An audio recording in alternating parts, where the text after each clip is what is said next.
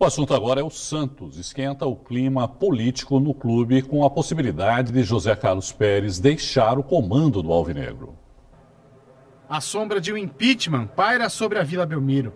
A presidência do Santos ameaçada. É a terceira vez que o atual presidente, eleito para o mandato 2018-2020, sofre um pedido de impedimento e corre o risco de, em um mês, perder o cargo. O pedido de impeachment deverá ser entregue ao presidente do Conselho Deliberativo, Marcelo Teixeira, que terá 5 dias para analisar esse pedido e enviar o mesmo à Comissão de Inquérito e Sindicância, que terá então mais 5 dias para informar oficialmente o presidente do clube sobre o processo. O presidente José Carlos Pérez terá então 10 dias para apresentar a defesa dele na Comissão de Inquérito e Sindicância. Depois disso, a comissão terá 7 dias para emitir um parecer ao presidente do Conselho, Marcelo Teixeira, que então deverá convocar uma sessão extraordinária do Conselho para analisar esse pedido. Uma situação complicada que preocupa torcedores. Fica uma imagem ruim do clube, né? Passar tanto para o futebol brasileiro e como para o futebol mundial. Então, uma época de Copa do Mundo. E o futebol é uma empresa. É um negócio muito grande. Envolver impeachment. O presidente, a instituição Santos é muito grande para ficar com essa palavra muito forte, impeachment para o clube. E vamos fazer o Santos crescer e ir para frente, não regredir. O Santos tem que crescer. É muita coisa envolvida. Acho que se for por uma causa justa, tem que haver o impeachment, sim. Bom, para falar mais sobre esse novo pedido de impeachment do presidente do Santos, o Caderno Regional recebe o conselheiro e líder dessa representação, Esmeraldo Tarquínio Neto. Esmeraldo, boa noite, viu? Obrigado por participar aqui com a gente. Existe essa possibilidade realmente de o presidente ter que deixar o cargo dentro de 30 dias, Esmeraldo? Depende, Irineu, pelo seguinte, na realidade você tem, como o Fabiano mesmo falou, esse prazo de 5 dias a mesa remete para a comissão tem mais 5, o representado tem 10 e a comissão tem 7, então daria 27 dias no total isso. Mas não sei exatamente que tipo de defesa ele vai tentar criar para apresentar. Então, esse é o trâmite, na realidade. Trâmite. Depois disso, o presidente da mesa, o presidente Marcelo Teixeira, tem um prazo para convocar a reunião do Conselho. Isso, claro, depende se a Comissão de Inquérito e Sindicância aprovar esse pedido, receber esse pedido. E depois o presidente convoca a reunião e no plenário os conselheiros decidirão se o impeachment será aceito ou não. E a partir daí o presidente Marcelo Teixeira convocará uma Assembleia Geral. Portanto, quem decidirá se o presidente do Comitê de Gestão será ou não retirado do cargo em razão das infrações que ele cometeu frente ao Estatuto, será o associado do Santos Futebol Clube. A decisão final fica com o associado, A decisão final será do associado. Agora, o que motivou esse pedido de impeachment? O presidente do Comitê de Gestão, ele é sócio de uma empresa que cuida de atletas, que promove atletas, que tem ali uma atividade voltada para esportes em geral. E o Estatuto do Santos, no parágrafo 3º do seu artigo 61, proíbe que qualquer membro do Comitê de Gestão seja sócio de pessoa jurídica que cuide ou que desenvolva essas atividades. Portanto, ele infringiu o Estatuto, isso não há o que falar. Porque haveria, inclusive, um conflito de interesses nesse caso, é mais ou menos isso. Sem dúvida nenhuma. E ele diz que a empresa nunca teve atividade e tal. Isso não importa, o fato dela ter ou não tido atividades. Por quê? Porque, na realidade, ele infringiu no dia em que ele tomou posse. Porque ele teve entre a data da proclamação dos resultados e a posse, ele teve quase um mês. Ele poderia ter ido à junta comercial e solicitado, pura e simplesmente, o encerramento da empresa ou a alteração do contrato social, a saída dele como sócio e a redistribuição das cotas. Não fez isso. Então, no momento em que ele assume ainda sócio, ele já infringiu, ele já fez aquela infração. Ele continua sócio ainda hoje ou depois disso ele pediu esse... Ele pediu, pelo que nós soubemos, porque isso ainda não aparece no site da junta comercial, ele pediu o encerramento da empresa. Mas, como eu falei, ele já havia infringido o estatuto no dia 2 de janeiro. Quando assumiu a presidência, ainda tendo a empresa em funcionamento, teoricamente. Exatamente, exatamente. Quantos conselheiros assinaram esse novo pedido? Isso é uma coisa assim, eu fico realmente muito feliz com isso. Isso não é um pedido meu, não é uma vontade minha, individual, particular. Eu lamento, assim como o entrevistado Lucas falou, é uma pena que o Santos se veja nesse estado. Nós já tivemos um outro impedimento de presidente na década de 90, em 1994. Só que no ano seguinte, o Santos foi vice-campeão brasileiro. Só não foi campeão porque nos roubaram, né, contra o Botafogo.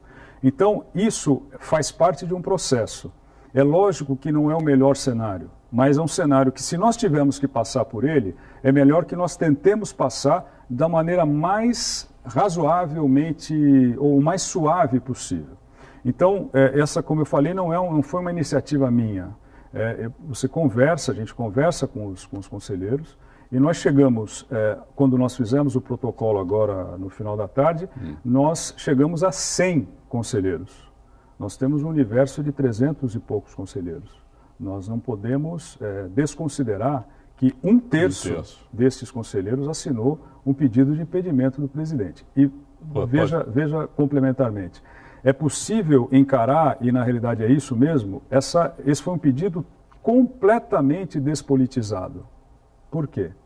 Porque nós temos 2 membros natos, o ex-presidente Otávio Adegas e eu, 36 conselheiros efetivos, que são aqueles que, independe de quem ganha a eleição, eles continuarão conselheiros efetivos. Como o nome diz, são efetivos. Como são efetivos. E membros das 3 chapas que concorreram na eleição do ano passado e que elegeram conselheiros. Não dá para dizer que é um movimento político, no caso, se fosse uma chapa só, por exemplo, entrando com esse pedido de representação. Exatamente. Esse é o terceiro pedido, na realidade. Como é que está a situação dos outros 2 pedidos de impeachment? O primeiro deles me parece que está paralisado. O segundo deles foi protocolado na quarta-feira da semana passada, então ainda está no prazo do encaminhamento da mesa para a Comissão de Inquérito de Sindicância, e esse terceiro nosso, que foi protocolado hoje, que acredito que nos próximos 5 dias, como bem diz o Estatuto, deve ter andamento. Então, ao que eu saiba, o primeiro está suspenso, o segundo deve ter sequência agora nessa semana e o nosso no decorrer também dessa semana. Caso o presidente seja impedido de continuar, quem assume a presidência do Santos Futebol Clube? Isso é importante esclarecer, porque esse pedido é um pedido de impedimento do presidente do Comitê de Gestão. Porque quem cometeu a infração foi o presidente do Comitê de Gestão. A pessoa do presidente. Do presidente. Não se estende ao vice-presidente ou a qualquer outro dos membros do Comitê de Gestão, né? Então, quem assumiria, no caso da aprovação da Assembleia, seria o vice-presidente, muito provavelmente. Porque eu li alguma coisa a respeito, acho que em outro pedido, então, que nem o vice assumiria. Teve essa situação? Eu confesso para vocês, e seus telespectadores, que eu não li os outros pedidos. Eu sei do teor deles, não sei se isso foi pedido, né? O nosso pedido não diz respeito exclusivamente ao presidente. Aí, nesse caso, então, o vice-presidente, o Miguel Rolo, no caso, assumiria isso? Eu creio que sim, porque como essa é uma situação, infelizmente, nova para o clube, nós não temos ali a experiência do procedimento, né? Mas a lógica é essa. Inclusive, se dentro dessa bombástica participação de conselheiros nesse pedido, o presidente do Comitê de Gestão pedir a renúncia, aí a mesa vai ter que estudar ali como é que vai ser feito, porque a renúncia, em tese, ela não prescindiria da realização da Assembleia Geral. O vice-presidente poderia assumir. Mas isso é uma tese apenas, é uma teoria. Então, aí a mesa, vai caber à mesa, Irineu, definir quais são os procedimentos que serão tomados à frente a partir ou a renúncia em razão desses pedidos, ou eventualmente quando se for levado ao plenário e à Assembleia Geral decide. Tá. Né? Se for feito de outra forma, aí a mesa vai precisar estabelecer o rito específico. Agora, independente de qualquer coisa, claro que se houve algum tipo de irregularidade ou se está acontecendo alguma irregularidade, isso tem que ser investigado, né? Claro. Faz parte do jogo isso, não é? E quem também está sendo acusado de alguma maneira terá toda a oportunidade de se manifestar e de se defender. Lógico. Mas isso é ruim para o clube, como você mesmo já citou, né, Esmeralda? Quer dizer, até que ponto isso acaba afetando o desempenho do Santos dentro do campo? Veja, é um fato que isso faz mal para a imagem do clube, sem dúvida nenhuma. Mas também é importante lembrar, Irineu, que nós temos, eu falei há pouco, quando houve o outro impedimento na década de 90, sim, o Santos ganhou o campeonato em 95. Em 82 houve uma renúncia de um presidente e em 83 o Santos foi vice-campeão brasileiro e em 84 campeão paulista. Portanto, estas coisas servem muitas vezes para dar uma chacoalhada no ambiente, dar uma chacoalhada no cenário. Eu não vejo isso como uma coisa ruim. Realmente eu não vejo como uma coisa ruim. Por outro lado, eu também tenho que levar em consideração que quando o presidente comete o que vem cometendo, e aí não só sob o ponto de vista dessa infração ao estatuto, mas também os problemas que têm sido apresentados na área da gestão do clube, isso precisa ser revisto, porque, ora, a imagem do clube pode ficar muito pior se, imagine, se houver um desastre do Santos não conseguir evoluir nessa segunda fase do Campeonato Brasileiro e chegar onde se sabe, onde a gente não quer que o Santos chegue. Que não é o desejo de ninguém, né? Obrigado, viu, Esmeraldo? Uma boa noite para você. Muito obrigado, Irineu. Um abraço.